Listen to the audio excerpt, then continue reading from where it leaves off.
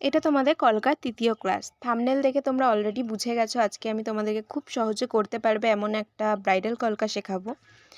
তার আগে ব্রাইডাল কলকাটা করার জন্য যে বেসিক স্ট্রোকগুলি আমি ইউজ করেছি সেগুলি দেখে নাও। আমি স্টেপ বাই স্টেপ সেগুলি তোমাদেরকে শিখিয়ে দিচ্ছি। আচ্ছা, আমি তোমাদেরকে টিপের ডান দিক বাঁ দিক আপ অ্যান্ড ডাউনের স্ট্রোকগুলো দেখিয়ে দিচ্ছি। তোমরা যারা একদমই কলকা করতে পারো না তারা আগে স্ট্রোকগুলো একটু প্র্যাকটিস করে নিয়ে তারপর যে ব্রাইডাল কলকাটা আমি দেখাবো সেটা করো।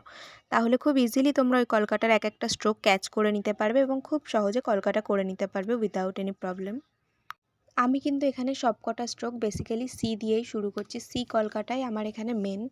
আমি তোমাদেরকে আগের ভিডিওটাতে বলেছিলাম যে সি কলকা দিয়ে যে ডিজাইনগুলো হয় সেগুলি সবকটা আমি আলাদা একটা ভিডিও নিয়ে দেখাবো। তো আজকের ক্লাসে তোমরা এই সবকটা পেয়ে যাবে।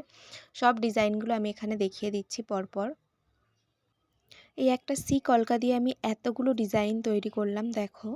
এবার এই উপরের যে কলকাগুলো আমি করেছি আর নিচের যে স্ট্রোকগুলো আমি করেছি সেগুলো দিয়ে আমি এখানে আরও একটা ডিজাইন ক্রিয়েট করব দুটোকে এক করে।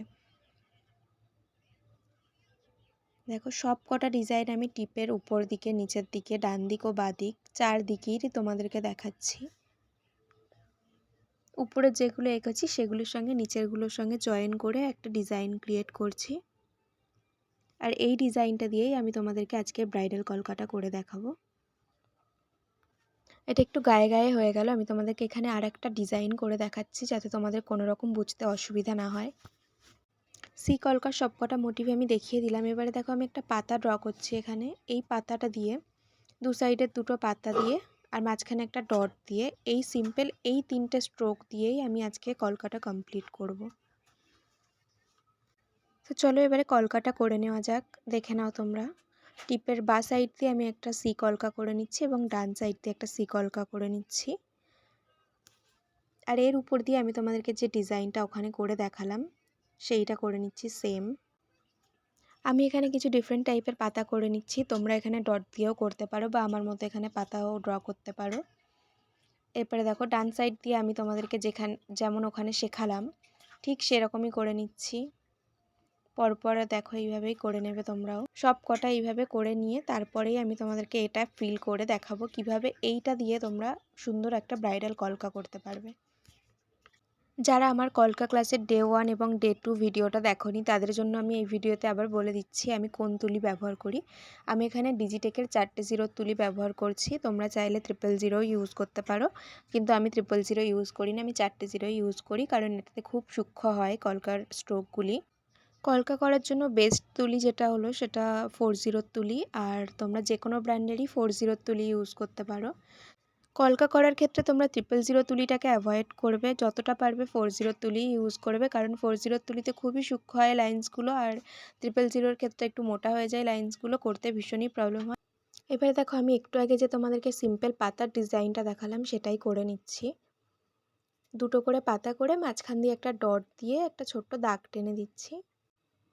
নিচের দিকের যে সি স্ট্রোকগুলো আমরা দিয়েছি সেখানে একটা করে পাতা আর একটা করে ডট দিয়ে লাইন টেনে আমরা ডিজাইনটাকে কমপ্লিট করব। আর উপরের দিকের যে সি এর স্ট্রোকগুলো আমরা দিয়েছি সেক্ষেত্রে দুটো করে পাতা আর মাঝখান দিয়ে একটা করে ডট দিয়ে আমরা পুরো ডিজাইনটা কমপ্লিট করব।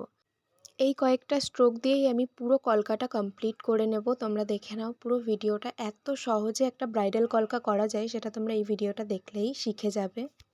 কলকা ক্লাসের ডে 1-এ আমি তোমাদেরকে কোন তুলি ব্যবহার করবে, কি ব্র্যান্ডের তুলি ইউজ করবে তোমরা কলকা করার জন্য, কি ফেব্রিক কালার ইউজ করবে, বেসিক কিছু স্ট্রোক আর রঙের সাথে ঠিক কতটা জল মেশাতে হয় সেটাও আমি তোমাদেরকে ওই ভিডিওতে বলে দিয়েছিলাম। তোমরা যারা ভিডিওটি দেখোনি তারা একবার ভিডিওটি দেখে এসো। আমি এই ভিডিওর ডেসক্রিপশানে লিঙ্ক দিয়ে দেবো। আর 2 নম্বর ক্লাসে আমি তোমাদেরকে সাবেকি কলকার সমস্ত স্ট্রোক দেখিয়ে দিয়েছি। সমস্ত বেসিক যে স্ট্রোক সাবেকি কলকার সব কটা আমি কভার করেছি। তোমরা অনেকেই হয়তো ডিজাইন দেখে কলকা করো কিন্তু স্ট্রোকের নাম জানো না। সো আমি 2 নম্বর ক্লাসে সমস্ত স্ট্রোকের নামও মেনশন করে দিয়েছি। তোমরা একবার ভিডিওটা চেক করতে পারো, আমি ডেসক্রিপশানে লিঙ্ক দিয়ে দেবো। এছাড়াও আমি তোমাদেরকে একটা ছোট্ট সহজ, ভীষণ সহজ একটা রিসেপশন কলকা আমি তোমাদেরকে করে দেখিয়েছি যেটা তোমরা খুব সহজে শিখে নিতে পারবে। কিভাবে তুলির যত্ন নিতে হয়, তুলি যাতে খুব তাড়াতাড়ি নষ্ট না হয় সেটা রিলেটেড আমি একটা আলাদা ভিডিও বানিয়েছি, সেটাও তোমরা গিয়ে একবার দেখে আসতে পারো। আমি ভিডিও ডেসক্রিপশানে সমস্ত লিঙ্ক দিয়ে দেবো। এবার দেখো পুরো কলকাটার মধ্যে যে ফাঁকা জায়গাগুলো আছে সেগুলো আমি ডট দিয়ে ফিল করে দিচ্ছি। ভিডিওটি তোমাদের কেমন লাগলো কমেন্ট করে জানিও। ভালো লাগলে অবশ্যই শেয়ার, লাইক অ্যান্ড সাবস্ক্রাইব করে দিও।